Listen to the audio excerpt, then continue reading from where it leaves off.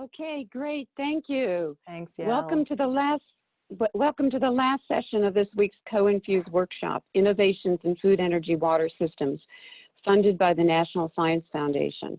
My name is Alice Egagino, and I'm PI for our NSF Research Traineeship Grant. I'm in the Department of Mechanical Engineering at UC Berkeley and the Education Director at the Blum Center for Developing Economies. Would the other PIs please introduce themselves, starting with Maya and Rebecca? Good morning, everyone. It's Maya Trotz, Director of the Collaborative NRT Strong Coast, which is the University of South Florida and the University of Virgin Islands, and I'm a professor of civil and environmental engineering. Thank you, and we should be on slide 2, Carletta. Oh, I'm sorry, was Rebecca on? Dr. Zarger? That's okay. Oh. Hi, I'm Rebecca Zarger, and I'm an environmental anthropologist and co-PI on the USF Strong Coast NRT. Carletta?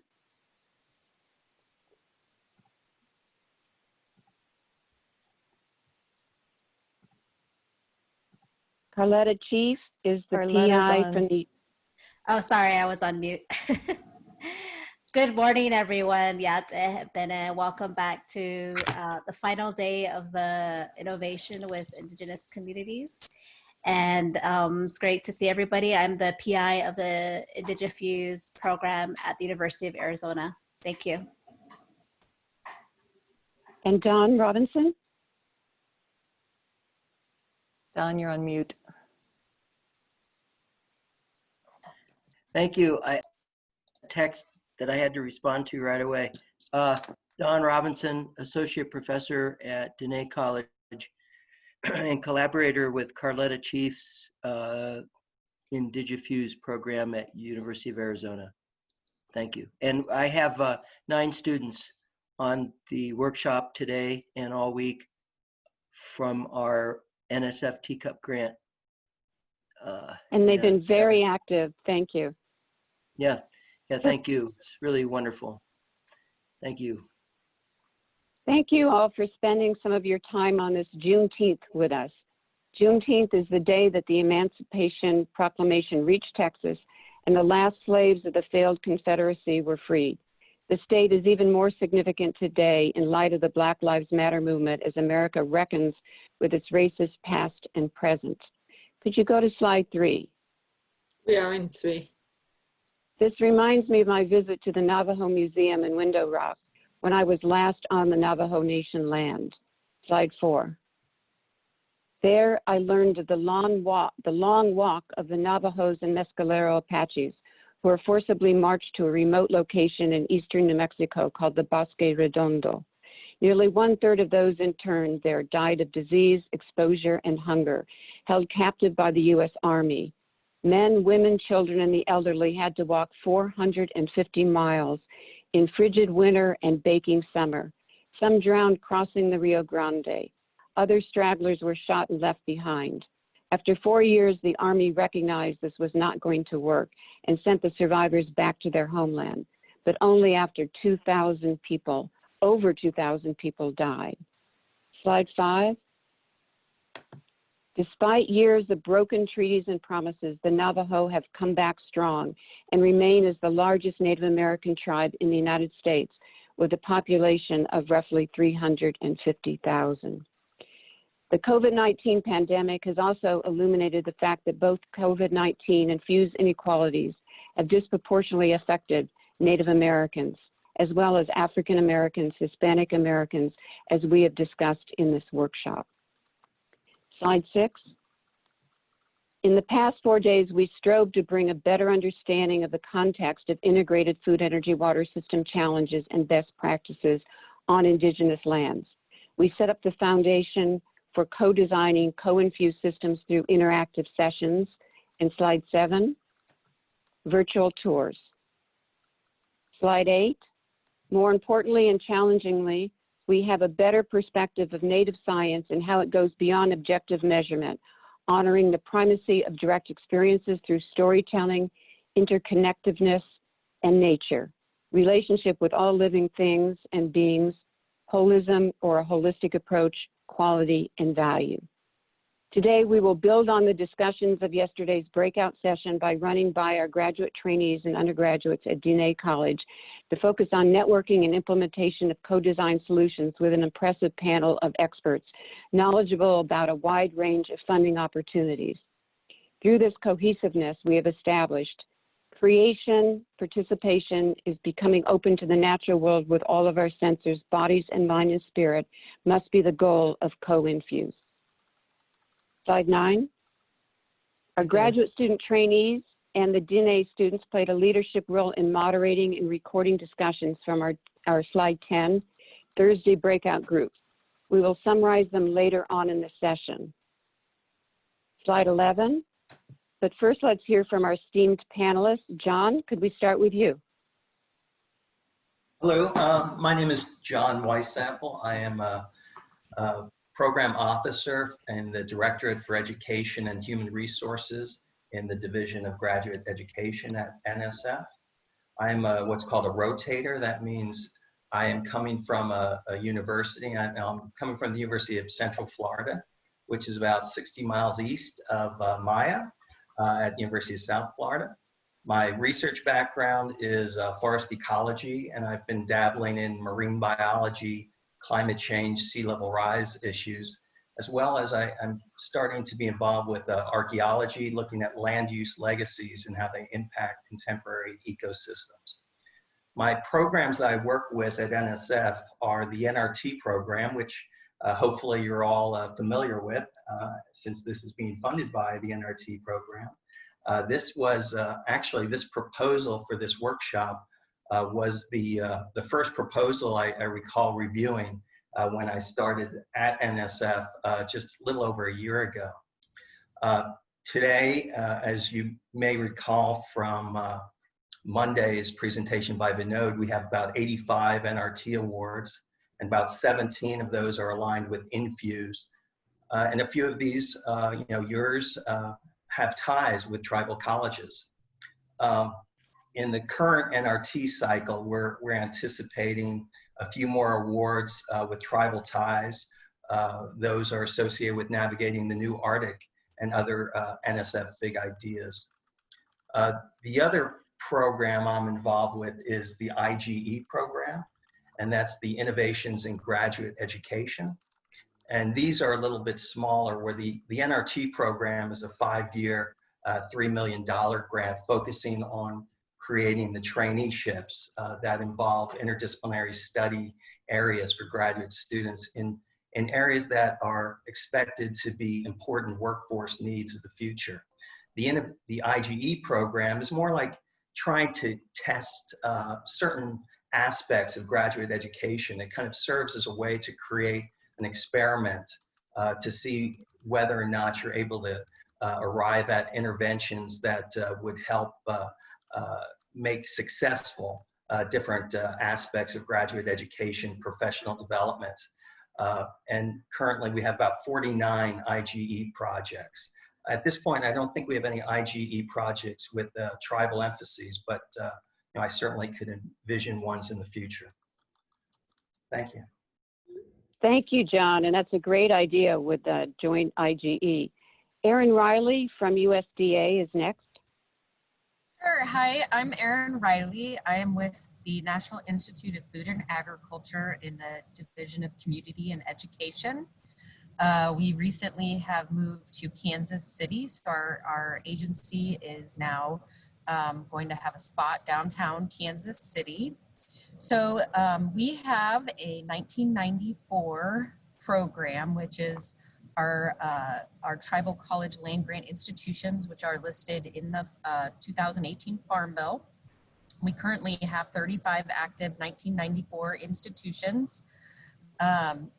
And I have submitted to Alice a list of all of our programs that are eligible for tribal colleges as well as tribes, but I want to talk about the programs, and that goes for all of NIFA. I just want to discuss a little bit of the programs that the tribal college program has.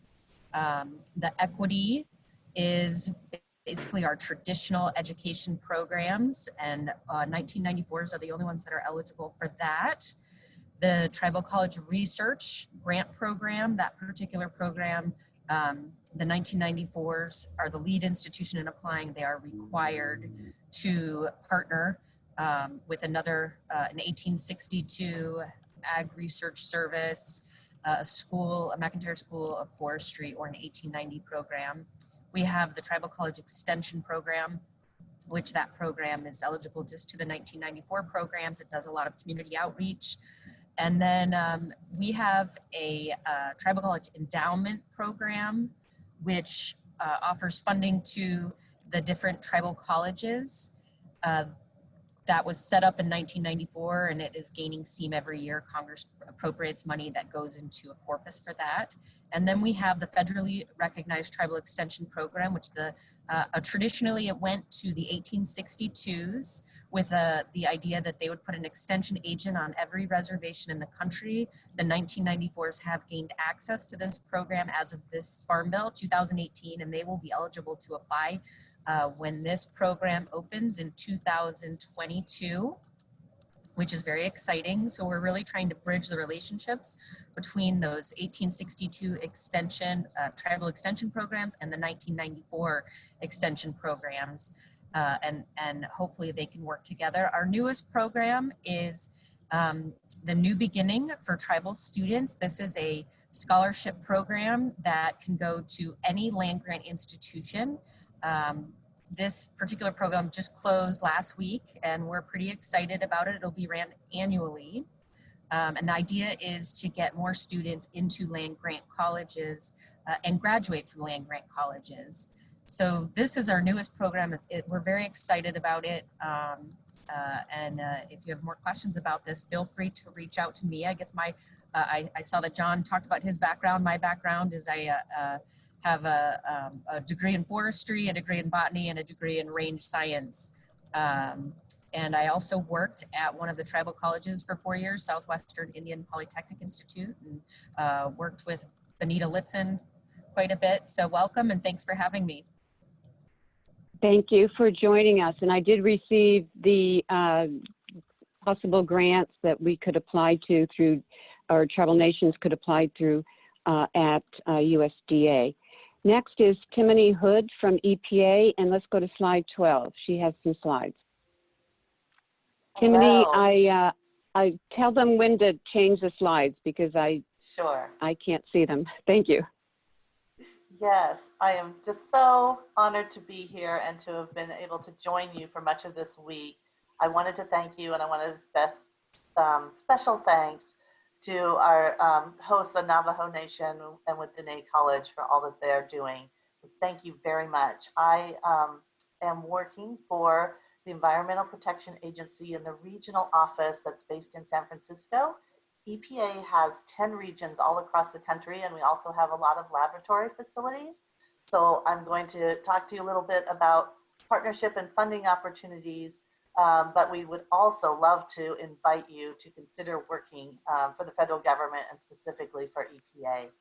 I grew up in Idaho, and I went to college before they had environmental science, so I studied agricultural economics, and I was an activist, and I was often told that I didn't understand and these were legal issues. So I went to law school and became an attorney, but I'm very thankful to be working on partnerships and collaboration and not doing that type of work anymore. Next slide, please.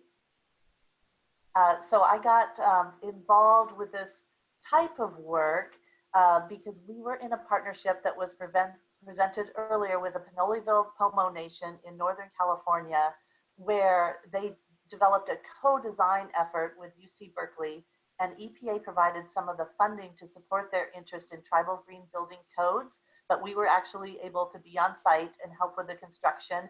They brought in folks from 6 different local tribes to help with the building, and they used straw from the local fields to actually build the walls. But from the outside, you'd never even know there were these thick, energy efficient walls. It's just really a wonderful building material and a local material. They also focused on energy and water efficiency. So it's all renewable energy, and they're capturing the rainwater. Just really tried to use kind of the traditional structures were rounded in their area. So that's how the buildings, they wanted them to be built. And I know that the lead on this project Ryan Shelby from Berkeley, who was one of the lead collaborators, he has since gone on to use these same co-design techniques in Haiti and now in South Africa. He's working with USAID, and he always credits Penoliville Pomo Nation and his work there with influencing his career and co-design, and I also feel the same way. Next slide, Tip, please. So in addition to talking about funding, I wanted to mention that the Environmental Protection Agency has a lot of voluntary programs and challenges that anyone can participate in for free. And these are programs that are eligible not only to tribes, tribal businesses, tribal government, but also to universities and colleges. We often have special categories and give awards to folks interested. So we have a big focus now nationally on reducing food waste and a national goal in that area. So we would love to get you more involved with that. I also wanted to share our Burnwise program, which works on trading out traditional fireplaces with less polluting fireplaces to help reduce asthma. And that is another great voluntary program. Next slide, please. And I gave a long list of funding opportunities that EPA offers, and we offer many. It's a very bureaucratic process. And I guess what I wanted to share is I would love you to consider recycling your ideas in these funding opportunities, because there are so many you'll hear across the different agencies, funding opportunities, and you can continue to hone in on what would be appropriate for the different agencies and how you can develop those ideas to be very collaborative and also to go kind of beyond the one focus that maybe is in the grant program to infuse them with the infused thinking. But some that I wanted to share with the students, we have a P3 program that's exactly what you're talking about, that's bringing classroom learning into actual project work and provides funding to student teams. I looked through and didn't see any tribal or islands colleges or universities that are currently participating in the program, but they also bring the teams together, probably virtually at this point. But we would love to have you take a look at that program. Next slide.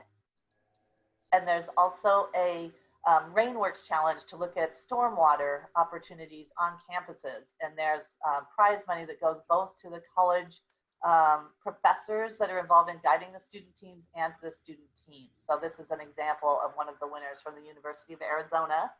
Next slide, please. And lastly, I wanted to try to recruit you. So we have a lot of job opportunities, and we love to bring in new employees and the wonderful energy they can bring. So there's a main federal website with all jobs, and you can plug in keywords, and there are also paid student opportunities where we get some of our best work done is through these fellowships and paid with stipends for students, graduate students, and just amazing work. So I just wanted to share some of the listings that are currently available and open to students. Thank you very much. Next slide. That's all for me. Thanks so much. Okay, thank you very much, Timony. Next is Carl Etzity, and we'll be on slide 19. Thank you for the opportunity. My name is Carl Etzity. Yat Eshe Yat Turichin Shlan Tacham Bashin Zitlichin Obaganda Dasen Yara Yasin Ashat Oida Nanshle. Just a little bit of background of me. I grew up on the Navajo Nation. English is my second language, and yes, I grew up with herding sheep, and even went to Bureau of Indian Affairs BIA school as well. I've gone to a veteran, I'm a veteran as well, so spent a little bit of time there. Then I started my undergrad and graduate school at University of Arizona in Soil, Water, Environmental Sciences, and did quite a bit of a little bit of research and learned a lot about research, and hopefully I provided some insights into holistic point of view, and that's where I started doing a lot more in integrating the views of what holistic means. And because at that time for me, there was always based on reductionism. So yes, the University of Arizona was really open to that, so I'm really grateful to them. Otherwise, then I started my career in the Fed, and first with EPA, and now with USDA. Second slide, the next slide, I'm sorry. Now I work for Animal Plant Health Inspection Service. You know, our mission is protect health and the value of American ag and natural resources. We are emergency response agency, and we use regulatory to mitigate and control the movement of pests and disease. We're a little bit different compared to some of the other agencies, and we're a little bit of land focused, but more regulatory as well too. We're not the same as EPA as far as regulatory goes. Next slide, please. Just as far as the Office of Tribal Relation, this is kind of what we focus a lot on. Tribal consultation is the main thing that we work on, and that is one of the big things that a lot of tribes bring up quite a bit. So that is our primary focus. So anything that is related to NEPA, EAs or EIS, or any policy change or regulatory changes or whatever changes that's happening, we work and get input from tribes. So that is our primary focus.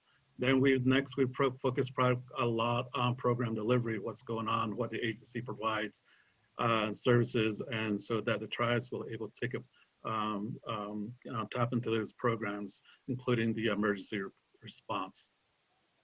Then we do a lot of internal, external trainings with our staff internally. Then we do a lot of external trainings as well with the tribes and other intertribal organization. Then the last part is the youth, and that's something that we are really happy with it as well. Next slide, please.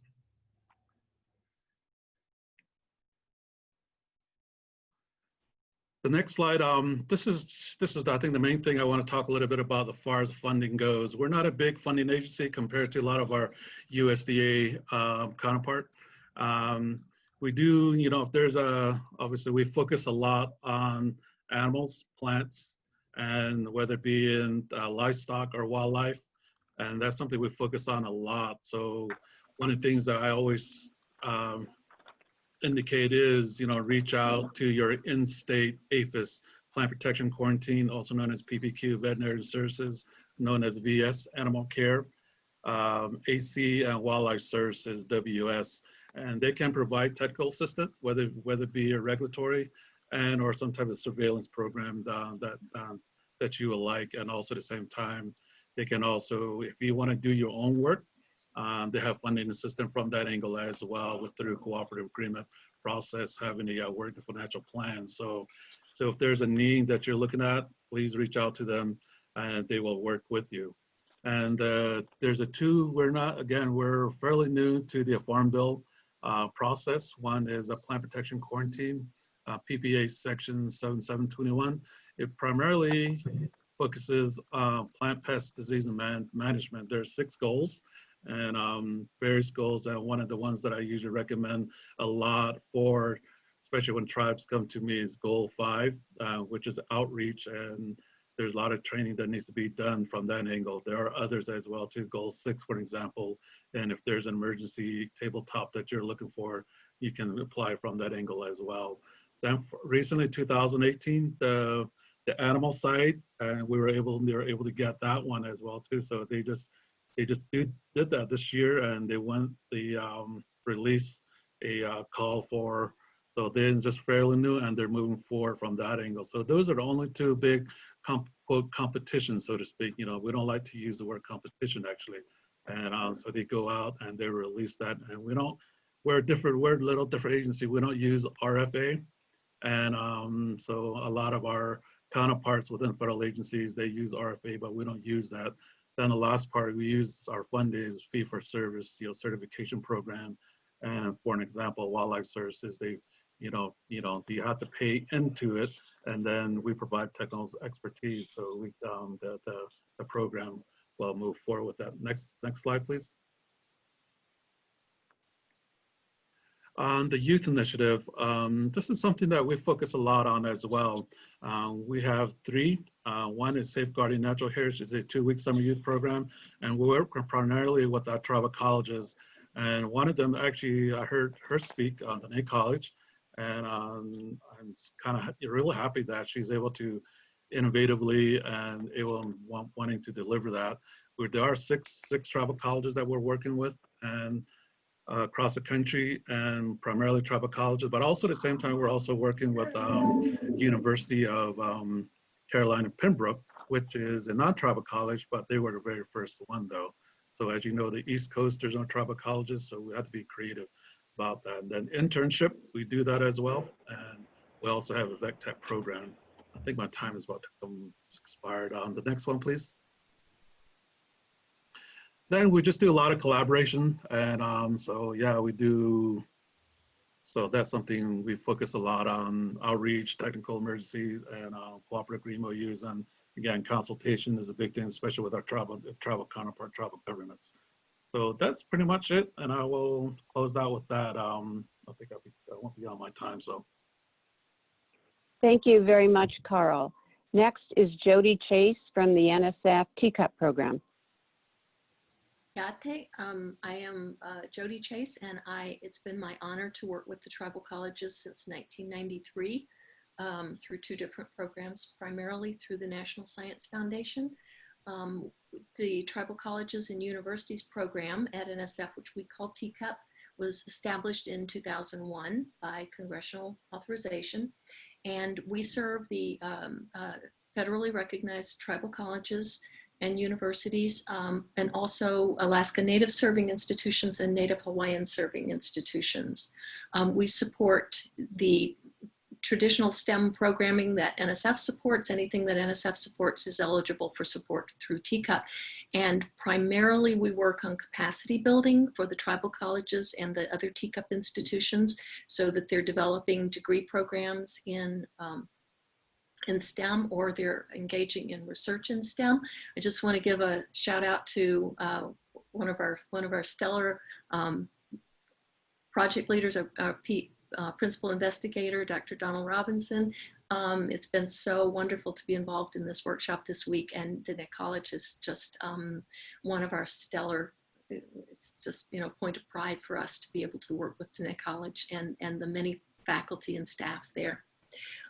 We support, as I said, only the TCUP eligible institutions, but we can support partnerships with universities if we can get a partner in another part of the agency to support the university. And examples of that are there are pre-engineering collaboratives, our geoscience partnerships, and also we have a partnership with our linguistics program. So those have been very, very successful partnerships in the field.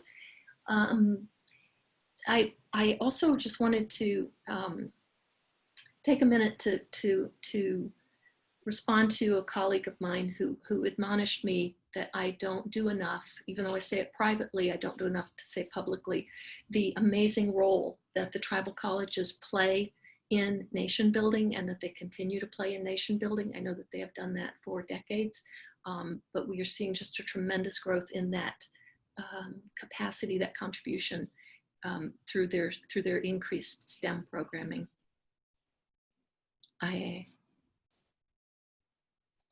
Thank you.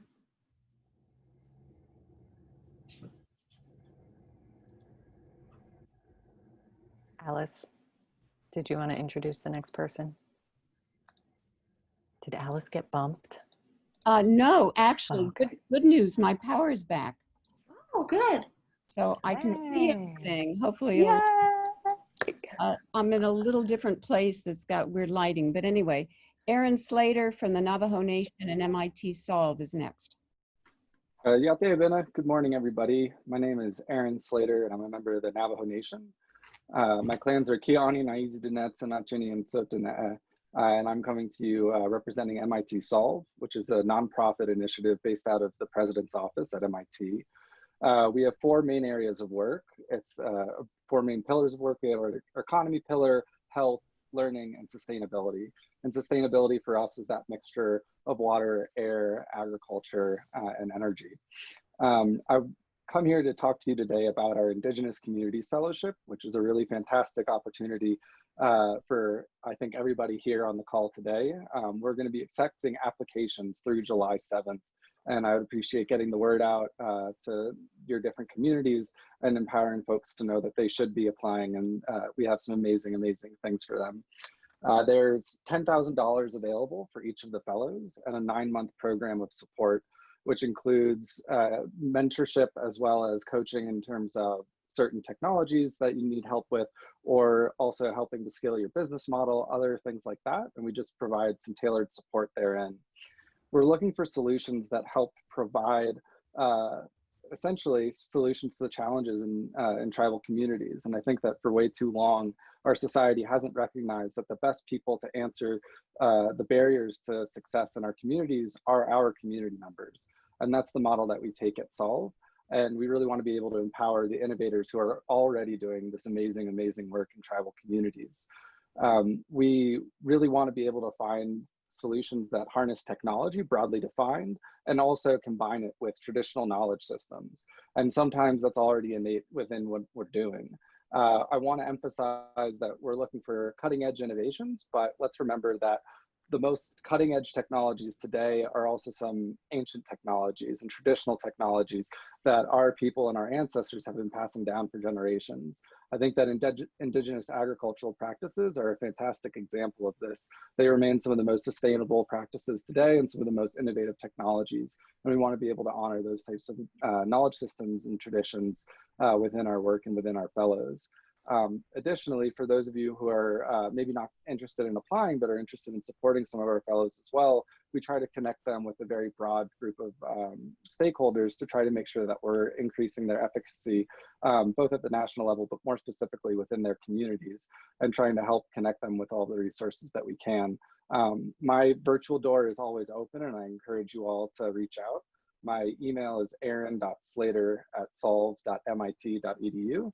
And we can also, I can work with folks to make sure that you have more info from me as well.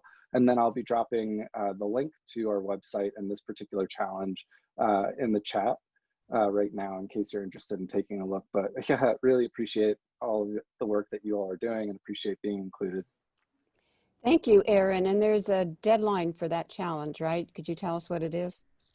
Yes, we're accepting our applications through July 7th. Okay, so it's coming up.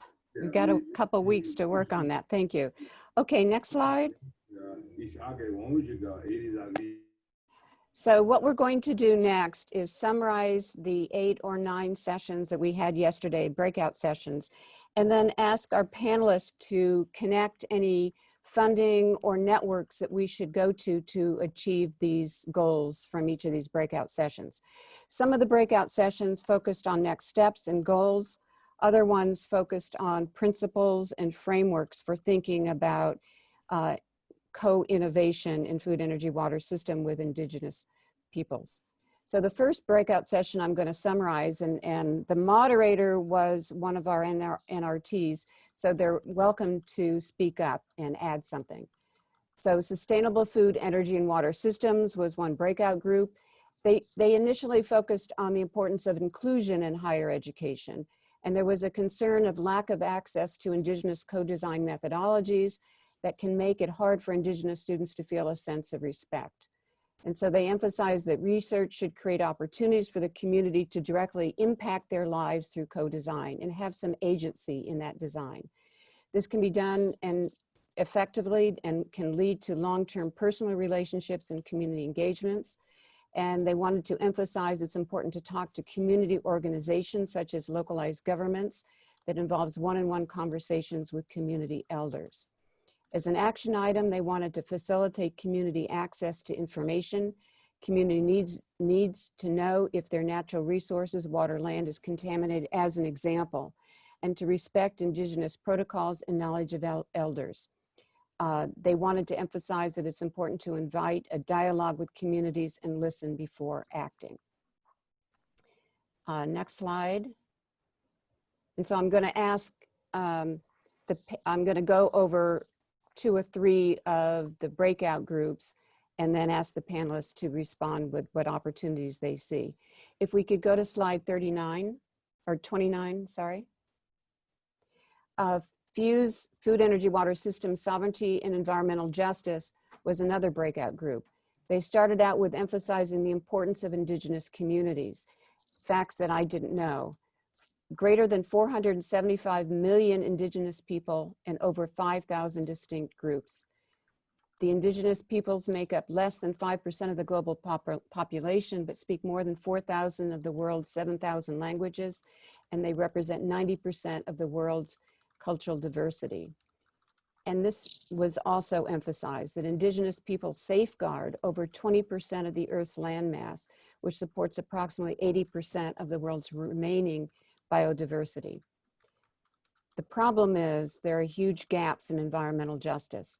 1 in 4 Native Americans are likely to face food insecurity, 14% of Native American households lack access to electricity, and 58 out of 1,000 Native American households lack plumbing. Could we go to the next slide? So this slide talks about action items that can be taken. Number 1, researchers must focus and keep in mind the end goal of a community project and make it so that it is self-sufficient in the long run. There must be clear communication with and to the indigenous stakeholders. I was glad to see this second bullet in the breakout group. They want to continue to have meetings like this, interdisciplinary discussions with a variety of backgrounds, careers, and knowledge. Recommit to keep talking to, working alongside, and support of indigenous individuals in academic work and in the field. And important to know that you're not alone. We are interdependent on each other and on nature. And the third thing they wanted to emphasize was to understand the realities of power dynamics. Justice is intersectional, inseparable, and we as researchers can amplify the community's voices, focus on their needs and their safety. So their final comment and framework was that academic researchers, designers, and anyone working in co-design have a platform where they can reach, where we can come to these communities, use voice to advocate for indigenous communities, and work with and ensure that they are an integral part and an active part of the research and the solutions. The last breakout group, I think, is slide 31 for this cluster, and that was digital transformations in access and development. The idea is, what can you do with digital technology, but how do you guarantee that there's access and it's a positive result? The digital transformations are the integration of digital technology into our life. It causes a cultural change in which whoever introduces the transformation continually challenges the social structure and the communities. So it was interesting that the group started out with thinking about innovations in digital transformations, about bringing storytelling as an innovation and not as a tradition, but as a contribution to digital technology, data sharing, dominant ideas that face privacy and sharing concerns. They had a large number of action items they wanted to focus on. It was important to open more fields of science to this methodology, to create scenarios that we all understand what technology is available and make it accessible to all. There was a concern of problems in rural areas don't know what technologies are available to them, not only digital, but energy technologies. And it was important to enhance the access to information and bring the whole idea to disseminate knowledge, tech, and innovation, making information accessible, not only being able to plug in, but to understand it and think about it cognitively. There was an interest in data gathering with access to water, food, energy, water systems that's useful to people, best practices and databases. And there was a concern, and the group could speak up, I'm not sure what this means, but they think that scientists could have done a better job in communicating. And the last action item was to center on experienced indigenous populations and how they have addressed these challenges and how they have assumed the transformation. And I call upon the moderators if they want to add anything to any of these breakout groups before we go to the panel.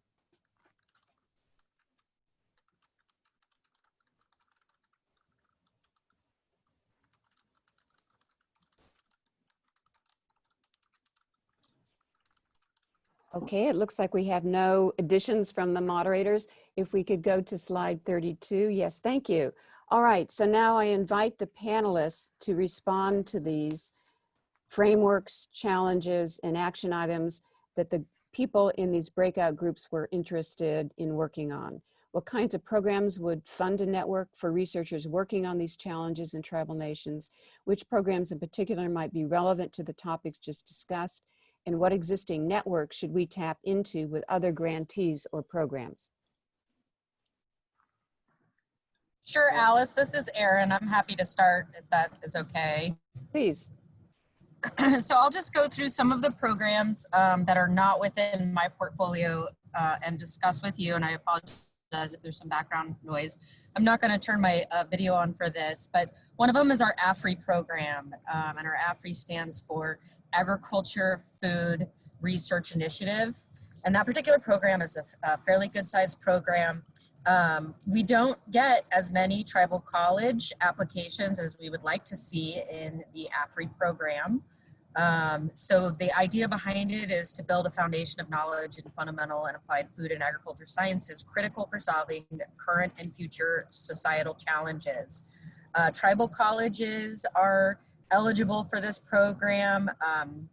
This program is eligible to quite a few people. So that is one that I would definitely suggest looking into, because one of the programs that this funded was a sustainable ag systems program looking at larger systems. So I think this would be one, and I'll put it in the chat box, that people might be interested in looking at. Another one of the programs is the Beginning Farmer and Rancher Development Program. And the Beginning Farmer and Rancher Development Program offers educational, give me 1 second, hold on 1 second.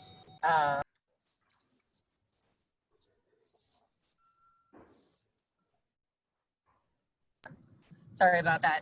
The Beginning Farmers and Ranchers Program is a program that is available to tribes that are, if they've been working on different, whether it be production agriculture, whether it be other more traditional agriculture systems. This is one that they could apply for as well. Also, private citizens can apply for this particular program. A lot of times we refer this as to BFRPD. Another program that I would recommend looking at would be the Specialty Crop Research Initiative Program, which is also available to the tribal colleges. It's also available to federal agencies, national laboratories, state ag experiment stations, and you can look at the availability to who can apply for this. This particular program solves critical in the United States specialty crop issues and priorities or problems through the integration of research and extension activities that use system-based transdisciplinary approaches. And so this kind of goes to one that you were talking about in terms of working across different universities, agencies, with tribes. And all of these particular programs can fund, the social science part of this. Some of them do have a research component, an extension component, and an education component. And so I will put these into the chat box for you to look at, as well as the tribal college programs that are available at NIFA. But these are the ones that I think stood out just from you going over your PowerPoint and what the rest of this particular panel discussed, or not panel, but the rest of this program and workshop discussed earlier in the week. I wish I was able to join. I'm sorry I wasn't. But feel free to reach out with any questions that you have for me as well at a later date. I'd be happy to chat with you. Thanks. Thank you very much. Colleen Naughton has said there's an NSF Civic Innovation Call which may be relevant due July 1st. John, do you know about this program? No, that's new to me. But let me kind of stress something with NSF. One thing to keep in mind, in terms of the merit review criteria, we have, intellectual merit, which is fundamentally advancing science and engineering. And then there's the broadening participation component, which is, trying to make sure that information is dispersed to a wide audience and being engaging them as part of the scientific and engineering enterprise. And when you think about FEWS issues, you really are crossing multiple directorates at NSF. And so, as you kind of navigate through NSF, you really kind of want to think about all the different groups that you're potentially going to interact with. Obviously within FEWS, you'll probably be involved with engineering, bio, geo, social sciences, and potentially math and physical sciences or computer sciences. It all depends on what particular research emphasis you're going after. We have some examples of CoInFEWS programs out there that are representing these collaborations. GEO has one that involves the Division of Undergraduate Education and GEO, called GeoPaths, or I use GeoPaths. But as you kind of think about navigating through NSF, you're not going to just want to connect with one particular group. You really want to kind of think about cross-pollination with this. And so there's one program that tries to do this, and maybe it's the first go-to place for you, would be the Includes program. NSF Includes is one of the big ideas, the 10 big ideas at NSF. Include stands for inclusion across the nation of communities of learners, of underrepresented discoverers in engineering and science. So, if you kind of think about what it's trying to do, is really ensure that science and engineering is representing the broad populations of the U.S. And so through Includes, what they're trying to do is catalyze the STEM enterprise so that people can work collaboratively to induce change, resulting in a STEM workforce that's representative of the population of the nation. And NSF Includes, draws on the expertise of the NSF Broadening Participation portfolio. That would include TCUP, Jody's program. There are a couple of solicitations, include solicitations, I'll give you the links for if they're not already there, but there's one coming up in July, which is an NSF Includes planning grant.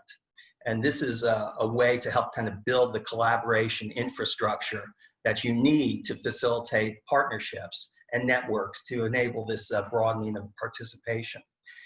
And these may eventually, they may lead to the establishment of future centers or alliances or large-scale networks. And so one thought, then the next one is the Includes call that is focusing on establishing those particular alliances. So that's a larger call, but that's due, I think, in October. So you have one where you're trying to do the planning grant, which is due in July, and then the larger Alliance Includes program. I think there's a letter of intent due in the fall, and then the full submissions will be, I think, maybe in the winter time for that to happen. And then also there are other kinds of network activities that potentially could involve some of the focus areas that you described. There's something called the Research Coordination Networks. And again, these are cross-directorate. They have some that focus strictly on undergraduate biology education. But at some level, if you're coming up with an innovative idea, it's something that you'll want to pitch. And because these are cross-directorate, again, you'll probably have to work with different program officers out there. But these are designed, these research coordination networks are trying to, again, kind of create these new directions in research or education by supporting groups of investigators to coordinate their research, training, educational activities across disciplinary, organizational, geographic, and international boundaries. And so, this again is kind of a way to kind of kick off these networks. And so these have to be a new network. It can't be, broadening or strengthening an existing network, but it's something you want to consider if you want to establish a new network. But, I think what's important for you is really to talk, find out someone who maybe has a particular discipline that you're interested in. And if it's FEWS, I mean, certainly there's a lot of groups at NSF you could interact with. If it's education, you'd probably end up working with the directorate that Jody and I are from, and certainly we can point you in the right direction. Great, John, thank you. We have a question. I heard you say that the RCN network could include international partners. Yes. We had one question about Includes. We work in indigenous populations, tribal nations in the United States, but also indigenous populations globally. Can those indigenous populations be part of an Includes alliance? I don't know the particular answer to that, but I could envision that they would. I mean, NSF really does try to, reach out to different international groups and seeking co-funding. And so we have the Office of International Science and Engineering that potentially would work with the Includes project. Okay, thank you. Any other comments from panelists?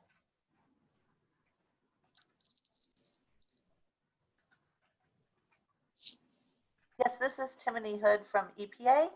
And I was going to mention that we have several environmental justice grant programs that tribes and tribal organizations are eligible to, tribal governments and tribal organizations are eligible to apply for. And just a wide variety of other grants that might be supportive. One I wanted to mention in addition is the opportunity to partner with small businesses. And we have a program called the Small Business Innovative Research Program, where there's a focus, for example, right now on technologies that would reduce food waste. And it's just a new program that's just opening up this year. It's been around a long time, but that focus area is new. And I could imagine that tribal colleges and universities or students could partner with small businesses to apply for that funding, work on maybe communications around food access and food insecurity. And then lastly, I wanted to mention, I'm so impressed by the suggestions coming out of these groups. And I have seen some workshops come up with a kind of a closing statement that's public and folks can sign on to. And I think it would be really helpful to kind of catalog what comes out of this workshop, but share it more publicly and share it with the agencies serving you so that we can hear this feedback as well. Thank you. Great idea. Thank you. Any other comments? If I could just throw in, from my perspective, this is Jody, sorry. From my perspective as a program director at NSF, I think one thing I want you to know about NSF is that our best ideas come from the ideas that come from the community. And so if you want to, if you have a network and you're looking for a program at NSF that says we support networks, you're probably not going to find that. But if you have a network and you want to say, okay, part of it is food sovereignty, part of it is sustainable energy, and part of it is water quality or water accessibility, you approach an NSF program director. And if you don't get a good response from the first one, approach a second one, because these good ideas are not always going to be crafted in a solicitation. Sometimes they are crafted in the community and we help you put together your ideas. So please do. We used to say about NSF, call early, call often. And I emphasize that. Okay, thank you. Any other comments? Sure, this is Erin Riley again. Oh, I'm sorry, did I interrupt somebody? I just wanted to definitely what Jody said, just kind of reiterate that. I think a lot of what our roles as national program leaders or program managers for these is relationship building amongst the community. And I spend a lot of time introducing people and building collaboration so that they can build the capacity within their, whether it be their 1862, their 1994, whatever the case might be. So I think that that is, I can't reiterate that enough. One other grant opportunity I wanted to throw out there for people, and I think that it's one for the tribal nations, tribal colleges that do not apply enough, is our AFRI conference grants. They go up to $50,000. It's open on a rolling, kind of a rolling date, so you can submit any time of the year. And some of these, if you wanted to continue this discussion, it sounds like it would fit in very well with an AFRI conference grant. So if you have questions about that, feel free to contact me. I'll get you in touch with the correct program leader that can give you some good discussion on that. But I just wanted to add that. I apologize if I cut. Thank you. Who else wanted to speak? Hey, this is the other Aaron. Oh. Yeah, this is the other Aaron with MIT. I just wanted to say that all of the action items and the recommendations that Alice had listed would be fantastic applications for the fellowship, which again is open until July 7th. And I wanted to also express that you can have an application that's associated with an institution, with a nonprofit, with a business, or it can also be a personal project as well. And can be a great way to start some of these projects that might be having difficulty getting funding from other sources. Additionally, I wanted to emphasize that this fellowship is open to all communities, all Indigenous communities within the United States, including Hawaii and Alaska. And it is also available for both reservation communities as well as urban and other rural communities. And it's also open for applicants ages 13 years and older. And so it's also a really fantastic opportunity for everyone from elders to our youth, and connecting everybody therein. So we would really love to have those applications. And if you're having trouble thinking through the best fit for our application, feel free to reach out to me. I'm more than happy to talk that through and make sure that you're feeling comfortable and confident with what you're putting forward. But yeah, thank you. Great idea. Those are individual fellowship applications, right? Yes, that is correct. Perfect. Timing is great. Alice, can I respond to Colleen's question on the Civic Innovation Challenge? Yes, please.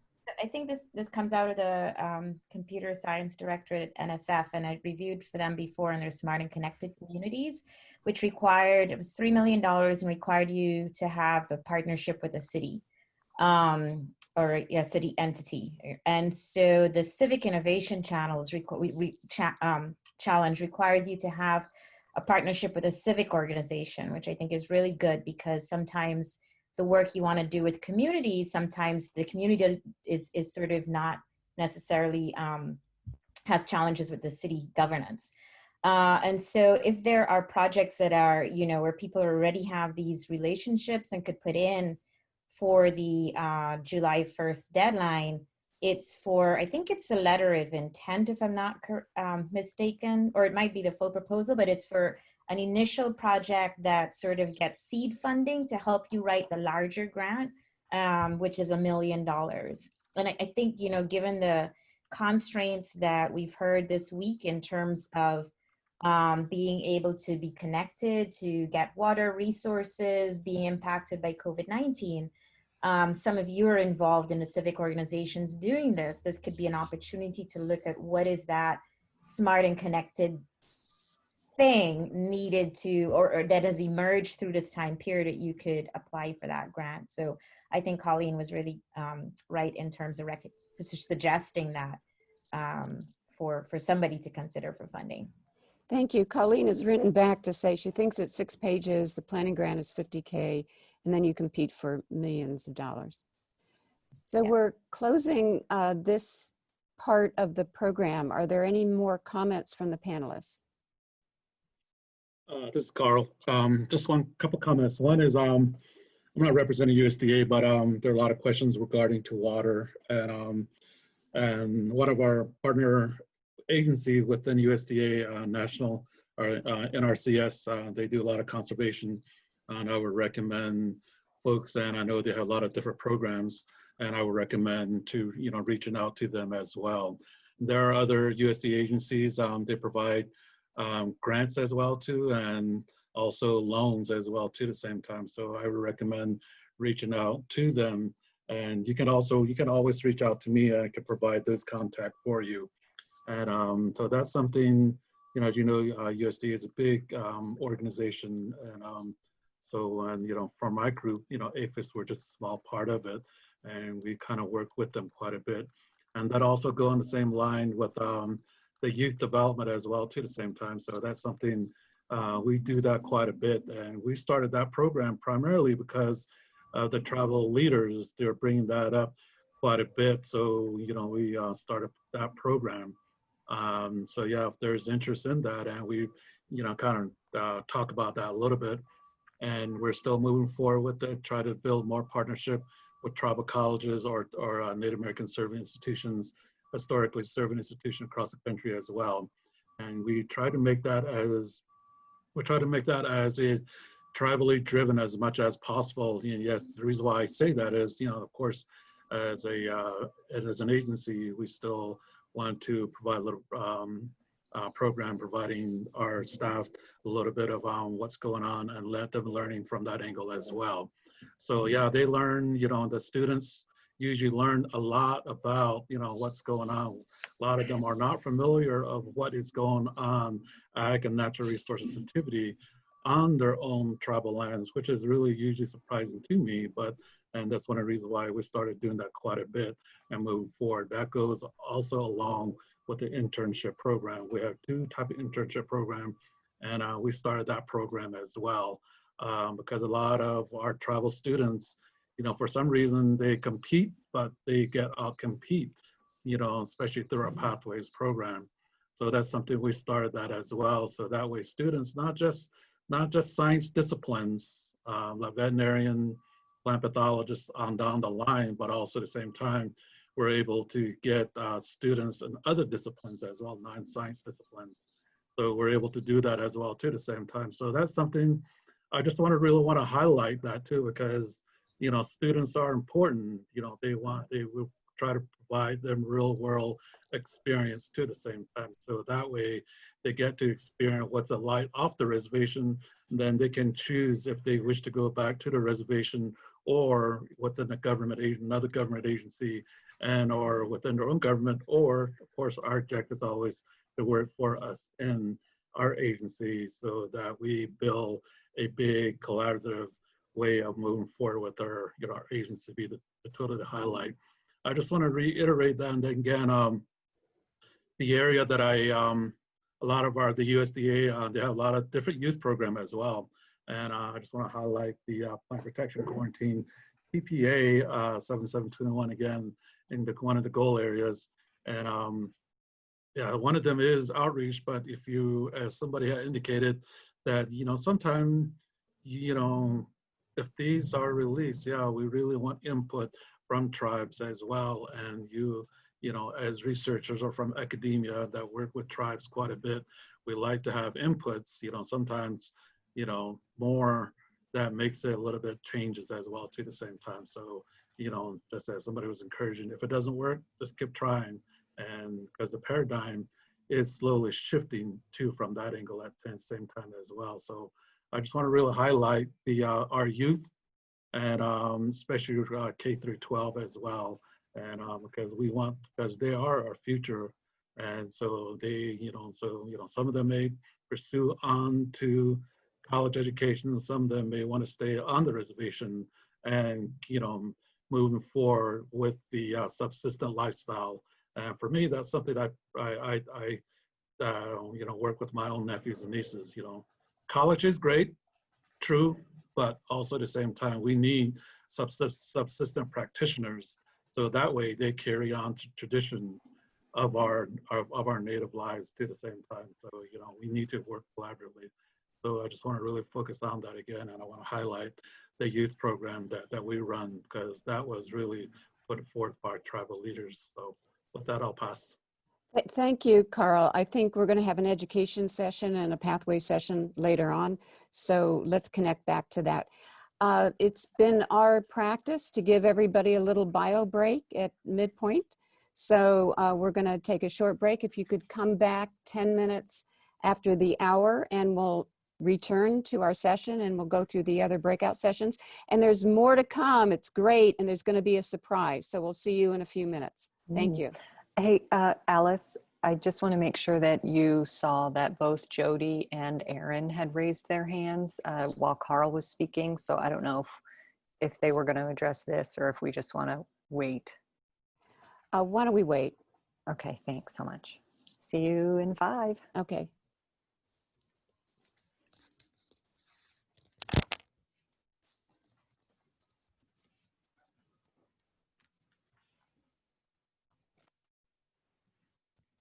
So it was Jody and Aaron that wanted to speak? Oops. Jody, Aaron, are you there? I am here. I turned off the video. Was it relevant to what Carl was talking about, or no? It was actually referred back to an earlier point that was on one of the breakout slides, and I had made a note of it about indigenous research methodologies. And I think that's going to come up again in the next slides. So maybe you would comment then. Okay, sure. Yeah, I didn't want to push into it. That's why I didn't jump in. But yeah, we've got one on, in fact, just that topic, I think. Okay, great. Thank you. Great. Okay, talk to you later. Bye. Not sure which Aaron you were talking to, but I was just clapping in support of what Carl was saying.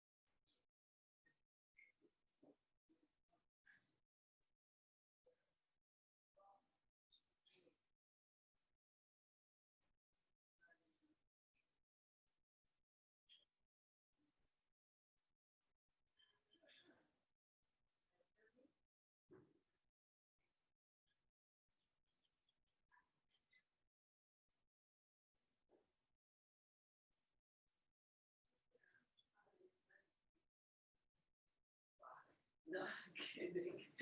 She should be.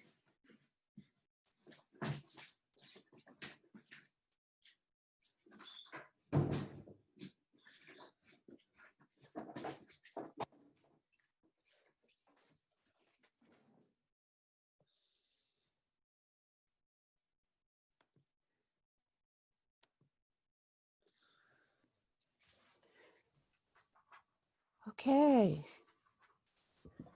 I'm so glad to have power. I've got these skylights behind me that have this weird ears coming out of my head, right? It's more like a halo. Oh, thank you.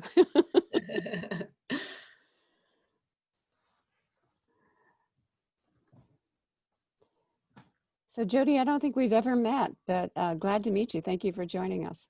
It's I'm just honored that I got to participate in that y'all asked me to fill in for Germalina, because she has vastly more extensive knowledge of NIFA, USDA in general, of NSF, and of NIH, because she's worked at all three of the agencies. So she really just has a encyclopedic knowledge of the programs and how they can all fit together and everything. But she was unavailable today, so. Well, you gave us wonderful ideas, and so we've got our work cut out for us, but it's very happy work to be able to work on this. It is, the notion of a network is, people say, well, we'd like to start a network, and then will NSF fund us? Well, start your network first and let NSF decide to fund the pieces of it.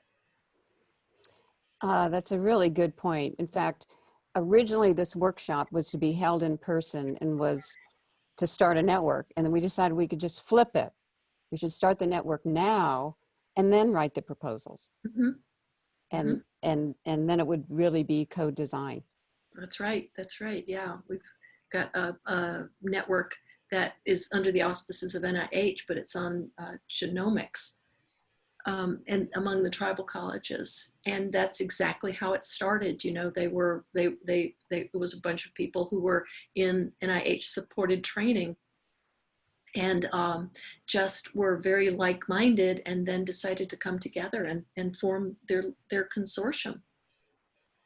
I would say what you want to consider doing is, at least get facets of the network started. So it's almost like collecting the preliminary data for your proposal. And then, if you have facets of your network already started, I think you're able to make a stronger case to develop this network down the road. Hi, Jody. This is Carletta. It's great to see you. And John, Carl. Carletta, it's lovely to just be able to listen to you all week. I just admire your work. Oh. I am impressed with how nimble you've been. I mean, the ability to kind of go from face to face to the virtual. I'm taking notes because as you will find out soon, our NRT PI meeting is going to be virtual. Oh, yes. Okay. Yeah. And we're probably going to move it to January. That's what we're looking at right now. Okay. Okay, good to hear. Carletta, sorry, can I just throw in really quickly? Carletta, our new division director is Diana Elder. I don't know if you know Diana from Northern Arizona University. Oh, yes. Okay, great. Yeah, we are so ecstatic to have her. Nice. I look forward to working with her. Great. Okay, well, let's begin again. Yael, are you ready to move to the next slide? We're running a little late, but I have an idea on how to save time. So I'll go over all of the rest of the breakout sessions together, and then we'll have an opportunity to comment again. I know some of the panelists wanted to make comments, but I think what we're showing now will be very relevant to what they might have been trying to address. So there was a breakout session on health and well-being, and they started out with understanding the background of Indigenous communities are more likely to experience higher rates of morbidities like tuberculosis, high blood pressure, and chronic health diseases, toxic chemicals and waste, low life expectancy, various mental health issues. Diabetes, we know, is important on the Navajo Reservation and other Indigenous communities, and a lack of determination adds stress on mental health. Program access is a problem with different understandings and perceptions of what programs are available, and a lack of awareness. Examples in Indigenous people not knowing about these programs and what they could avail themselves of. And then perceptions of well-being was an important issue as well. They came up with action items to close the gap between the programs implemented and the value created. And the value, there was some discussion, I remember I was in part of this session, about the value being also defined by the community itself, not necessarily by the organization. To rethink decentralization of systems instead of adopting outside systems, utilize technology that has multiple benefits. Shift or transform how we think about design and decentralization of the food nexus, and implement a given system that can tackle different problems. I think it generally built on the idea of systems thinking in food, energy, water systems, and that health and well-being was an important factor and effect of food, energy, water systems. Next slide. So a related issue was resilience to COVID-19 and other pandemics or potential disasters as a breakout session. And so they talked about the challenges of COVID-19 in the Navajo Nation, lack of funding from various sources, including tribal government funding, water contaminants and infrastructure contributes to COVID-19. How can you wash your hands if water is such a precious resource and you can't get enough to even drink? Food desert, dispersed population density, community living, ailment concentrations, such rates of diabetes, high blood pressure, kidney failure. And then something more abstract, but a lack of trust and how historical power differentials, lack of direction and communication during similar disasters. So they saw that, turned it around and said, what are the opportunities here? There's an opportunity for multidisciplinary people to work together, such as between white coat scientists and communities in a way that's beneficial instead of harmful. While the Navajo Nation has dealt with various environmental disasters, COVID-19 poses a huge focus on health factors that maybe should have been addressed before. Resiliency lessons from elders was important. A combination of education and tradition give opportunities to bridge community challenges and fight to preserve traditional teachings to offer insight into the community, because they have faced and been able to survive and excel over past disasters as well. Next slide. So the action items with the resilience was to work with Indigenous scientists to bridge the gap and include translators in conversations, promote Indigenous people in STEM fields. And then one comment was given: as an Indigenous person, fight for the future in spaces. Plan not for 5 years, but we should be planning for 100 years when we look, for example, at a water infrastructure. We want to increase Indigenous representation in academia. We've heard that from many of the breakout groups. Allow Indigenous scientists to integrate their culture into their science, and create clear pathways of connection and communication to direct help. Next slide. So let's go to the next slide, and we'll open it up to the panel. There was also a breakout session on language and cultural brokers, which was interesting. It was a transdisciplinary group. They noted that anthropologists often play the role of cultural brokers, interested in creating space for leaders and stakeholders to dialogue rather than mediating or going between groups. They collect knowledge of process, community process. So a young person may go to ask advice from an elder, and if he didn't get all his questions answered, to continue looking for knowledge in the community. So the knowledge collection and production is a community process in which cultural brokers can play a role. So this group, rather than having action items, focused on what are principles of collaboration. As we set up a network, these are principles that we should pay attention to. Pay attention to terminology.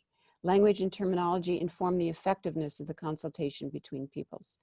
Create pathways. We've heard that word pathways many times during this workshop. Pathways for students to be engaged in Indigenous knowledge systems. Make a situation where people can see themselves in diverse positions. How do we mesh scalability with indigenization? There is no one size fits all. Indigenous context is diverse. Listen and wait. An approach to engaging with Indigenous communities in a manner that respects their boundaries and differences, yet has purpose. And then this should not be a short-term dialogue, it should be a long-term dialogue. Next slide. And then there was another group that focused on multi-generational perspectives, fuse across generation, with the idea that diversity in age should be involved and consulted in the design process, which means accessibility needs to be available to all age groups, allowing space for different voices to be heard, and to look beyond the current generation of stakeholders, look at previous generations of ancestors as well as the next generation. Next slide. And then finally, the last, not the last, I think maybe the last breakout session, in addition to the ad hoc topics, was use of STEAM, science, technology, art, mathematics, education, broadening participation. And the emphasis was on, in many cases, we want STEM, but art is an important part of that as well. And the group, the slides that they sent us a quote from one member of the group. The nature of science is experiencing the natural world and then writing it down in the ways they know how, whether it be a basket weaving or carving or writing. And that is how Indigenous people would work. When weaving together different parts of the brain, it is much more meaningful. And so that has implications of the educational and cognition process. Can we really decolonize STEM? There are challenges, approaches to finding solutions that are different in Indigenous and Western cultures, and perhaps in art and science, assuming there is a dichotomy instead of seeing a fluid spectrum. Grant opportunities should include STEAM, the ability to incorporate art, and funding for Indigenous maker spaces that incorporate community values. And then value Indigenous innovations. Grant panels need to be more diversified as well as the faculty. So that, and then we have one ad hoc topic session. So we left one session open just for anything people wanted to talk about. And these were just a few of the topics they thought maybe we should elaborate on more. We didn't really have a breakout, but we should consider this more thoroughly. sacredness and spirituality. Some knowledge is sacred and requires many years of training. Such knowledge should not be shared openly. Storytelling and narratives are a mode of inquiry. Listen and wait, circular, iterative, consultative process. Allow for multiple perspectives to be heard. And groundedness in the local context, culture, and community. Unless the foundation is there, it is impossible to get effective design and scalability. And I do hope as part of this workshop, we have really worked hard on our groundedness. Okay, so let's open it up to the panel. I know you had many, gave us a lot of opportunities to look at in terms of RFPs and partnerships and possible grants, but now that you've heard the rest of the breakout sessions, do you have more to add? And I think we wanted to hear from Jody and Aaron. Hi, I just wanted to mention on in the realm of Indigenous research that TCUP has supported Salish Kootenai College in Montana to develop a center on research Indigenous research methodologies, and so that one is it's I don't know, something like maybe a year old, and so I while our funding is limited to the tribal colleges, their reach is certainly not limited at all, and I do believe that they are anticipating having a national reach to incorporate a lot of indigenous research methodologies and experts in those areas. And then in the area of sacred knowledge, that is always, you know, a caution and a concern that as Indigenous researchers and Western researchers work together, that it's very important to be clear where that sacred knowledge exists and where it stops and what's okay to use and what's not okay to use. Thank you very much. And I think that brings up an important point, that in addition to funding opportunities, we want to also understand networking opportunities that we could reach out to. So if you could put that connection in the chat, that would be great. I will do my best. Thank you. Other comments from the panel? Although NSF, really steers a little bit away from health issues, that tends to fall more into NIH domains. We do kind of pursue, I think, less clinical applications of health-related ideas. We funded One Health kinds of initiatives, which is the intersection of human health, environmental health, and animal health. And that kind of holistic perspective is something that you may want to consider, at least on terms of the health side. And certainly we have a focus on community resilience, under climate change pressures or other kinds of issues related to global change issues, such as might be found with COVID. So I mean, it certainly is within the realm of NSF. In terms of NRT, I think we have 3 or 4 NRTs that have resilience in their title. And in the case of One Health, we have another NRT.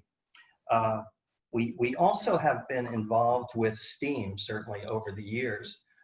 We have a couple of IGE projects focusing on graduate education that is looking at the intersection of art training and arts training in developing creative STEM minds. And so that potentially could be a pursuit. In terms of kind of traditional ecological knowledge, we have incorporated input into some of our NRTs that relate to the TEK kinds of information, and some of them I've seen in the Navigating the New Arctic proposals that have been coming in. And kind of going back to the STEAM idea, what you may want to look at is also the Advancing Informal STEM Learning. That is a division within the EHR Directorate that also supports ideas that try to maybe intersect with art and science and engineering. Thank you. Great ideas. Others? Sure, this is Erin Riley. You know, I can talk a little bit about what our program has done for COVID-19 response. So we're working with a group of people throughout the country who meet every Friday. And it's a group of extension agents, researchers, tribal college extension, tribal college research, 1862, really anybody is invited, tribal members. And they started the call with, similar to what you're doing here, kind of going through the issues that are going on and creating an action, but that an action plan or action requests, they called them, that we pushed up to through basically our avenues to FEMA, CDC, all kinds of groups. And we've had an enormous response, sometimes up to 50, 60 people every Friday on the call, but where we use, it's been really amazing to see. So a lot of the issues that you talked about with water on Navajo Nations was one of the issues, because one of the problems we have currently with the situation that's going on is a lot of our projects, and I know this is true for CDC, are community gardening for extension. And with COVID-19, they can't do that. So we've had to work with our extension agents. How do we change that so that we can still represent the scope of work and the intent of the project, yet we're fulfilling the needs of the community? And so the reason how we're doing that is through individual gardening, sending packages to people. But one of the issues that we ran into on Navajo Nations was contaminated water systems. So we were able to work with FEMA, but also with University of Arizona, and also native waters and on native waters on tribal lands, and they were able to get water cleaning that they had been working on. They were solar powered water purifiers so that people could water their gardens. They're working on that now.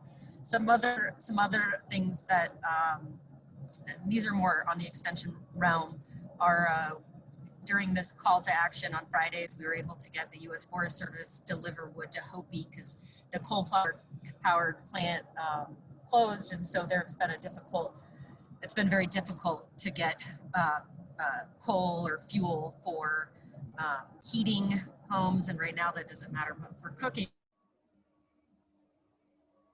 Thank you. Other comments from the panel?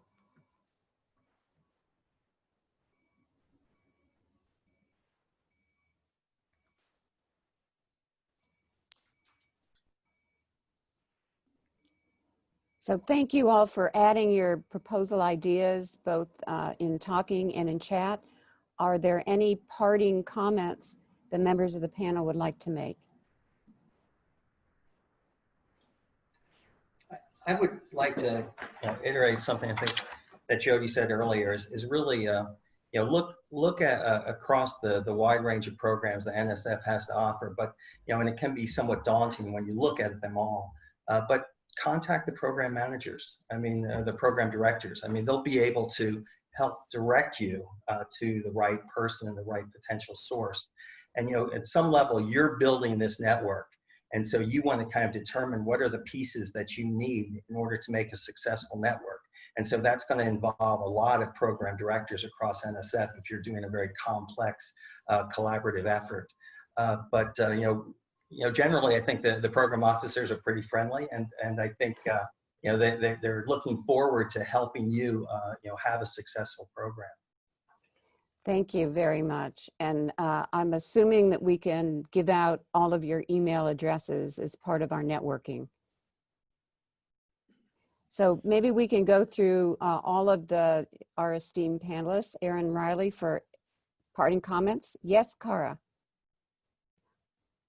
I can't hear you. I'm sorry, there is a question. I don't know if we have time to go through the chat. There's a question from Brian Castle. Okay. A question for Erin or Carl. Maybe Brian wants to unmute and ask that. Thank you. That's the only question I see coming in through the chat. The others Yeah, are very hi. helpful comments.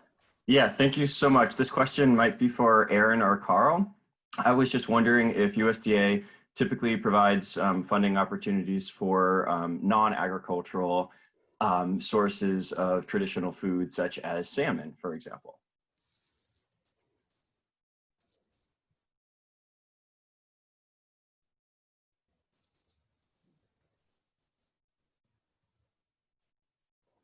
So Aaron or Carl, are you there? This is Carl. As far as APHIS goes, I guess it really depends on how it's framed. That's one of the things I always been advised, actually. I do know that, again, I'm not speaking on behalf of other USD agencies, but I do know because I usually network with them quite a bit, and they do talk about that periodically. So in RCS and in reference to salmon, actually, and some of the work that they do in the, especially with the Pacific Northwest area. I can make that contact for you, and then one of the folks from Pacific Northwest, they can reach out to you, and then they can guide the questions or how you're looking at that. I do know that, so that, you know, from that angle, I can make that contact for you if you want to follow up with them a little bit more. Great. Any other questions from the community? Did we get them all, Cara? Yes, that's the only one I saw. The others were just encouraging comments and links to things. Okay, great. Thanks, Alice. So Aaron Riley, parting comment? Oh, I apologize. I got knocked off again in the middle of my went on for I think 25 minutes.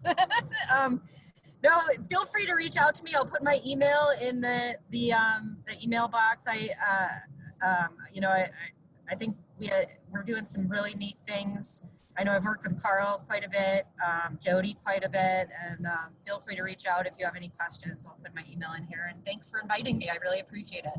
Our pleasure. Thank you for joining us. Timothy Hood? Yes, I want to thank everyone so much. I feel like the future is really bright knowing that you're out there and interested in pursuing this research and work. And I'm a big networker, and we have, as I mentioned, 10 regional offices. I would say that relative to NSF and maybe some of the other agencies, EPA's funding dollar amounts are not high, but we are also really big on collaborating and being partners in projects. So there may be opportunities, funding or otherwise, and we would really love to be in touch with you. So thank you very much. Okay, we will. Thank you. Carl Etzedy? Yeah, likewise, thank you. I was able to sit on a few sessions since Monday, so I heard a lot of great things, and you know, this is something I think is really needed, and hopefully we'll keep going, and especially for future pandemics or future emergencies, or you know, be better prepared for our 7th generation as well. So I think it's a great idea. Otherwise, yeah, I'm really big on networking as well, just as Aaron noted. You know, we run across a lot of our same network, and we interact, and we also work off each other as well too. So building our program, and especially, you know, one of the things, you know, working with Tribe is there are over 573 federal recognized tribes, and all their practices are all different. So, you know, we don't, you know, at least I don't treat them all the same. There might be some cross-cutting issues, but, you know, and I mean, that's where networking becomes really, really, really important, interacting, and especially, so yeah, so thank you. And again, if there's any questions that come up, I may not know all the answers, you know, please reach out to me. And again, USDA is a big department, and a lot of them are not represented here.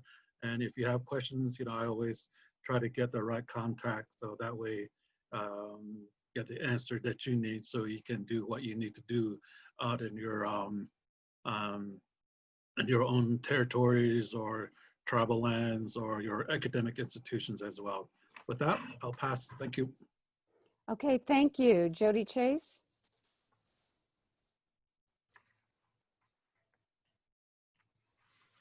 I am so bad with Zoom, I apologize. I just wanted to remind the community that although I realize we don't have enough of them, they don't exist everywhere. If you have a tribal college locally that you can connect with.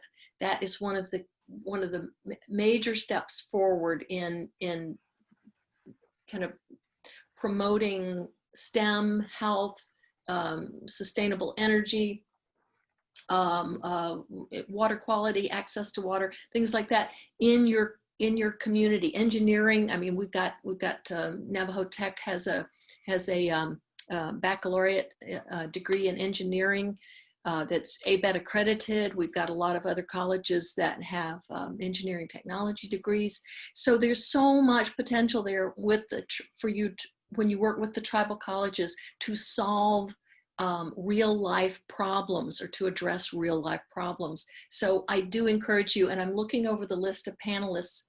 Every year, NSF, give or take a year, NSF has a research program for the faculty and students who are doing research at the tribal colleges. It does not have to be supported by NSF. And every year we have students whose work is supported by NSF, by NIFA, by EPA, by NIH. I mean, these are the faculty and students who really are close to both the agencies and to the community issues to address. So I do encourage you to call up your local tribal college and get involved with them. Thank you. Good advice. Aaron Slater, I hope you get lots of applicants to your fellowship program. Yeah, no, it seems like we have almost 100 on the call right now. It would be really outstanding. I just first want to say thank you so much to everybody being on the call, and thank you to the organizers and everybody who is doing such important work in Native communities across the country. It's really, really fantastic and uplifting to participate in this work with you all. And for those who weren't able to hear earlier, I was here speaking on behalf of MIT Solve, a nonprofit initiative based out of the President's Office at MIT. We have a fellowship, which is the Indigenous Communities Fellowship, which seeks solutions, community-based solutions across a wide variety of tech-based challenges in our communities. And it would be really fantastic to have all of you get in touch with me if you're interested in learning more. I'm more than happy to provide more information. We also have virtual office hours to help familiarize applicants with both the organization as well as our application process. And we'd love to have you all apply. Yeah, happy Juneteenth, and I hope you all have a great weekend. Thank you very much. So in closing, I'd like to thank our panelists for joining us today and providing guidance on ways we can move forward to achieve our goals in our CoInFEWS initiative. And if we could go to slide 42, that talks about our goals. And just as a reminder, I hope we've accomplished this or provided the foundation for developing a network for researchers co-working on FEWS challenges in tribal nations. And that includes everyone, community members, environmental professionals, InFEWS researchers, educators, and students. We've tried to identify challenges and opportunities, best practices working with and within Indigenous communities, and identifying funding opportunities. The next step is to use that foundation to develop solutions, submit proposals, and implement. If we could go to slide 43. We are not saying goodbye, as we have plans on working together in the future. We'll start with networking capabilities, an email list, and social media. Yale has a social media preference poll that she's about to launch to help us out to see what the preferred platform might be. Our goal for this workshop and follow-on networking is to lead to impactful collaborations on solutions, grant writing, and publication. We will host other shorter workshops this summer. We plan to do one a month, maybe in July and one in August. And we hope to be able to use our travel funds to allow small group meetings so that we can meet in person when safety isn't an issue with COVID-19. So I see the networking options up there. If you could help us out by telling us, how would you like to continue networking?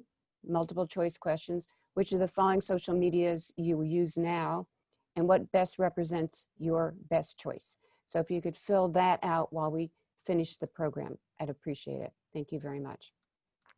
So if we could go to slide 44. Yes. Yale is running the poll and you can't, oh, there we go, okay. I want to thank Diné College for hosting this event. You see their beautiful college in the nearby area on the Navajo Nation. We hope to be there in person for a small group meeting. Want to thank NSF, if we could go to the next slide. Want to thank NSF for funding this workshop. We want to thank the speakers and the panelists. Want to thank all participants whose interaction had greatly benefited the workshop. We want to thank the students, the community members, the funding agencies, the staff and researchers, and also our closed captioners. Is our closed captioner on? Could you speak up? Our closed captioners have been able to provide us closed caption to most of our sessions. There's many people working on the closed caption. It's a network of people. Who do we have today? Do we know? I don't have direct contact to them, but maybe he or she is on the line. Okay, But we thank you. And then we want to make a special shout out to our coordinators. Yael Perez at UC Berkeley, Cara Duncan, and Torrin Anderson from the University of Arizona. I ask Carletta Chief to present our gifts of thanks. Next slide. Hello. Great, thank you. Although in this workshop, the pandemic has separated us by thousands of miles, we have been unified by one idea of Indigenous co-innovation, where the three FEWS University NRT sought out how we can collaborate with Indigenous communities on the innovation of the nexus of food, energy, and water systems. The CoInFEWS workshops, which was originally to take place at Diné College, successfully transitioned to a virtual format where our workshop began with a welcome by Diné College President, Dr. Charles M. Russell, and Dean James Tutt, Dean of School of STEM. Our virtual Indigenous co-innovation was blessed by Diné College traditional practitioner, Avery Denny, who conducted a blessing from Ms. Hogan. His prayer was that the Creator would guide us in the Diné process of problem solving, which starts from Sahakes thinking, Nahata planning, Ina implementation, and Sihasan reflection. Our unification through the one idea of Indigenous co-innovation was emerged from understanding FEWS insecurity on Indigenous communities, especially during this COVID-19 pandemic, such as how it's impacted the Navajo Nation. We looked at the tools and experiences we have had through our past practices, and our innovation was decolonized through teaching by Perry Charlie and Dr. Begay. We learned from those working on the ground in the Navajo FEWS Systems Panel, and then also how STEM goes beyond STEM and must include art, and how one experiences the natural environment and expressing it in the Indigenous ways, which includes art. The children are our future in this problem solving, so it's great to see those leading this front like Dr. Mark Sorensen, Director of Star School, and Zhao Kwai, the Pomo Youth College and Career Success Project Director.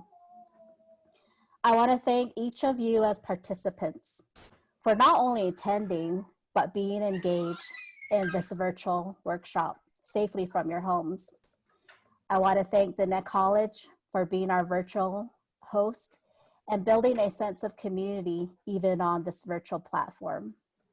I want to thank all the Tribal College students and Tribal College faculty who, though remotely located with limited access to the internet and reception, drove miles from their homes to join from their cars.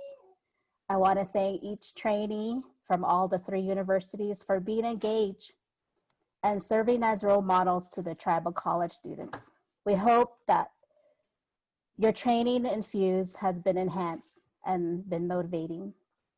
I thank all the panelists and guest speakers for being generous in your time and sharing your knowledge and enlightening our discussion of Indigenous co-innovation. I want to thank the National Science Foundation for funding this workshop under the NSF grant number 163-3740. Finally, I want to thank the university partners and organizing team at UC Berkeley, University of Arizona, University of South Florida, and Diné College. The team would especially like to thank the program and outreach coordinators who worked on planning this workshop. Yale Perez, program coordinator at UC Berkeley NRT, Cara Duncan, program coordinator at the U of A IndigiFuse NRT, and Torrin Anderson, U of A IndigiFuse NRT program. We would like to express our thanks to the work you three have done over the many months through a gift of this necklace, which represents symbolically our goal to work with Indigenous communities at the Fuse Nexus through understanding the connection to each other and to the natural environment. And I hope this necklace will remind you of our time together. During this pandemic, we realized that many Indigenous artists have been impacted economically.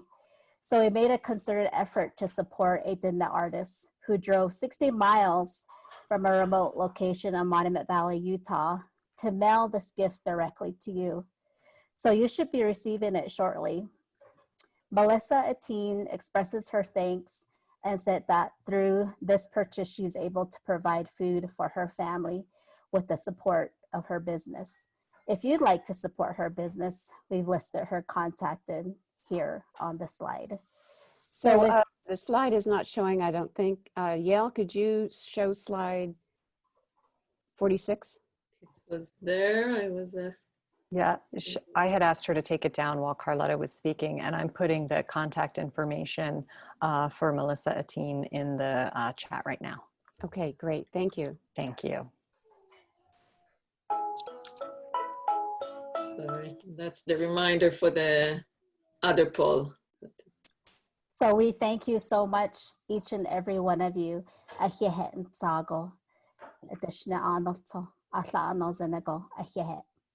Thank you. And the PIs pitched together to provide the necklaces. They're beautiful, and I'm sure that others might be interested as well. Maya, do you have any parting comments? Just I think this workshop was great. I'm like tearing up again. And really thank you for, I'll turn off the video. Thank you for the organization of it and allowing USF to be a part of this. You guys are on another coast to us, and hopefully we learn how to work more together on these issues as we work with Indigenous populations in Belize, the Caribbean. And I've started to look into what's close to us here in Florida. I know Carlotta and I spoke before about the Seminoles.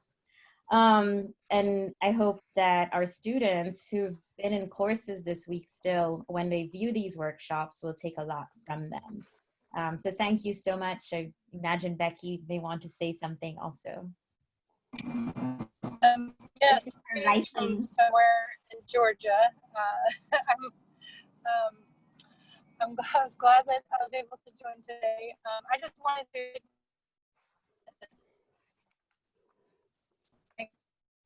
Oh, Becky, your connection is not good. But she did write in the chat, and she put some.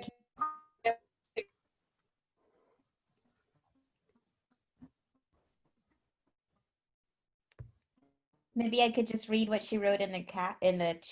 Yeah, that'd be good. I won't try to pronounce what she put, but it was thank you Nkechi and Mopan Maya Indigenous Languages, and Karen Yael did an amazing job with superhuman effort. Thank you for all of the organizations, especially Diné College and everyone who participated. Thank you, and I think Colleen Naughton has a useful comment. Colleen, are you there? Yeah. Thank you so much for saying that you're saddened that this conference was not in person, but you would not have been able to attend otherwise. I think that's really a good point, that it is the tragedy, as it was the COVID-19, did enable more people to be able to attend than we had originally planned. Is there anything more you'd like to add? No, just thank you so much for this opportunity for all the organizers. I'm a USF alumni, so was helped write the NRT in a small portion, so it's great to see this advancement, and I really learned a lot listening to this conference. Some of my grad students were able to attend, and some of the faculty at Merced. So although it's unfortunate that we weren't able to do it in person, I think, yeah, it increased participation. And I really applaud your efforts for making this an inclusive format, and like your mindfulness in that practice and the virtual field trip. And yeah, I've just learned a lot, not just with the subject matter, but how to kind of host these online events. So thank you so much. Great, and thank you, Yale. I think we may have the wrong poll up. It says Monday.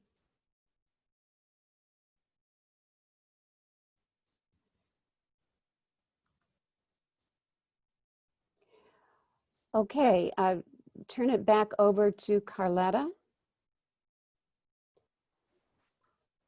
At this time, I would like to introduce Perry Charlie, Dinnett College, and Don Robinson for closing as they opened up the virtual hosting to us. We'd like to ask them to close it out for us.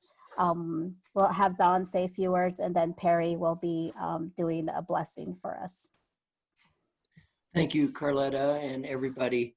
It's a great privilege and opportunity for all of us, myself and our staff and students. Many faculty I noticed over the week tuned in as well from the college, and I look forward to listening to the videos and reading transcripts because I didn't get everything, and I want to particularly use the opportunities for the grants and also the information, all of the massive amounts of information to help us write our grant proposals that we're doing this summer. We're writing collectively a couple, and I am really hoping I can incorporate this information. And our students, we had a 1 hour class before each day's session, and we all went over the previous day's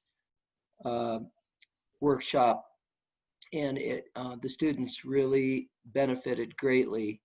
And we're really, and I was talking to Jody through email, Jody Chase, and we agreed that this kind of getting together is so beneficial that we should try to do more of this. So thank you.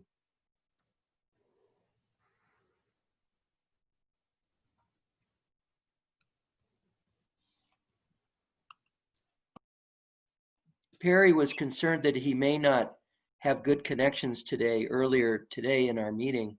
I don't know. Let me look at, is he even on today? Right now?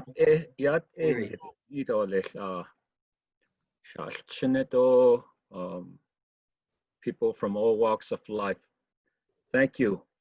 I'm honored that I am asked to close this with a prayer.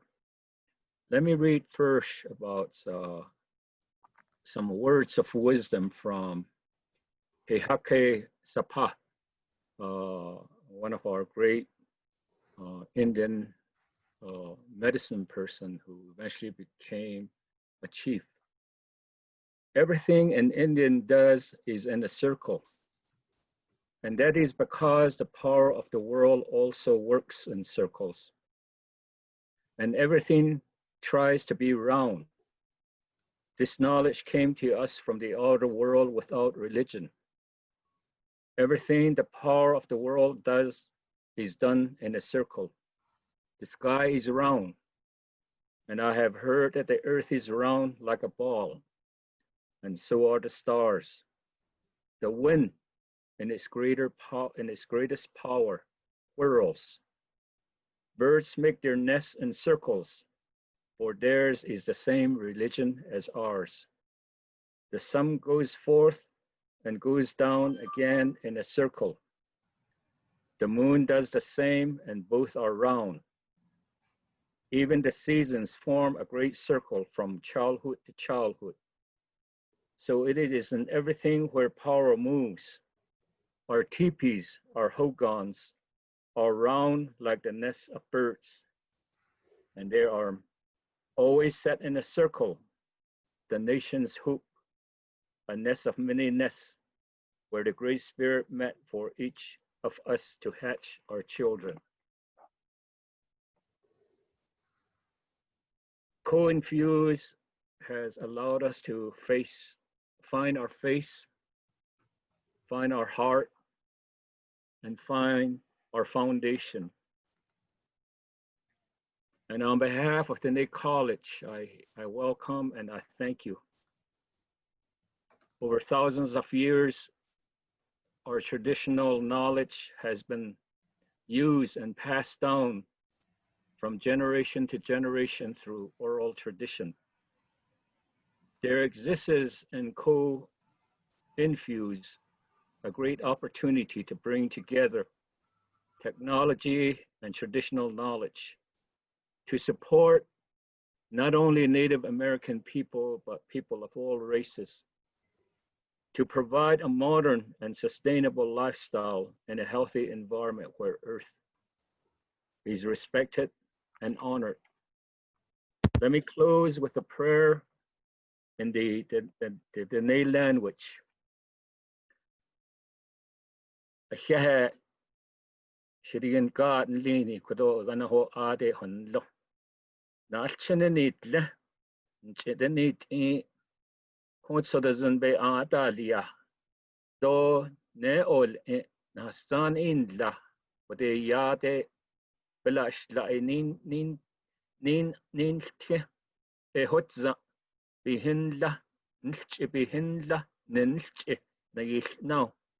Ahut egon sa case ko nahat au nchetes I una hastan ba ahalian hitenni ko naltlon si ba ahalian hitenni do ndan set ni hichinya to lehn heze to lehn no hut on zat bi ko hut o unza ho ba lahni tlido ba yel ki ko ko to ba hata sit zido nahat ashin tsakot zahat yeno ntsada hat yeno hala ebe alia dit o kone a shehe ndishnido lehtigen a shehe kone ye a lae nais chinigi bije ben kane don nen chidigini nan hilao nan kino tchilko e hotza akit ithi ni hi lao za hot ego hanza ho hol ji so kuche ado ne neche di de kone a hini do hinelni a hinel zeldo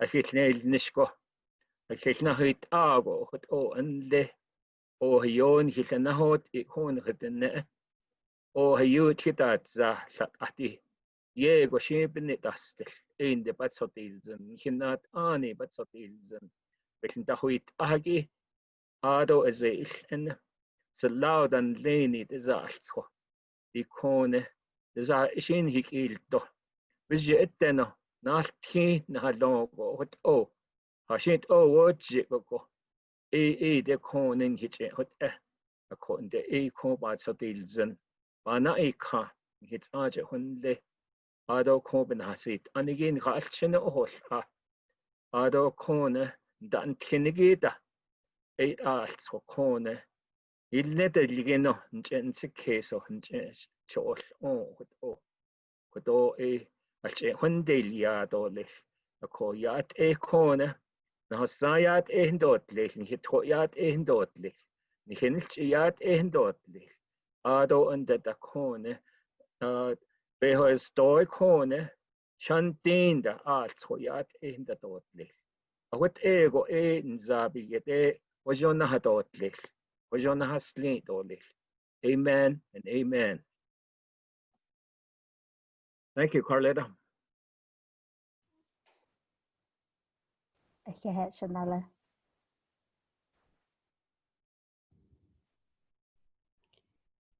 So thank you very much. This marks the end of our workshop.